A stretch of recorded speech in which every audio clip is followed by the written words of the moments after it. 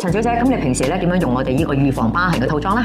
好，咁咧我平時咧就係夜晚沖涼啦，咁我就打開 Anti-Cell 啦，跟住又倒2下嘅，跟住又開水沖涼啦，咁之後就搽身。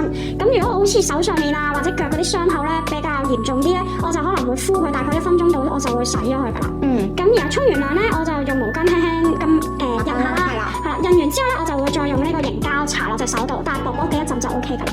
同埋咧我哋呢個凝膠咧，我聽你講咧，其實係可以第二朝瞓醒覺如果係自己瞓覺不知不覺拗損咗嘅話咧，其實係咪都有咩感覺啊？你搽落去？最近期咧我就走去手痕啦，就拗到損晒喎。咁第2朝，咁之後咧我係即刻攞沖涼粉咧沖完手之後咧印乾之後再搽啦。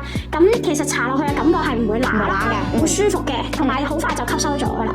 係啊。咁會唔會個效果都同你即係有咗傷口，即係同乾傷口同一個新鮮嘅傷口搽，其實都唔會有一個乸嘅感覺嘅？我試過2樣嗰個分別嘅2樣感覺嚟講都冇乜話太辛苦或者唔舒服咁。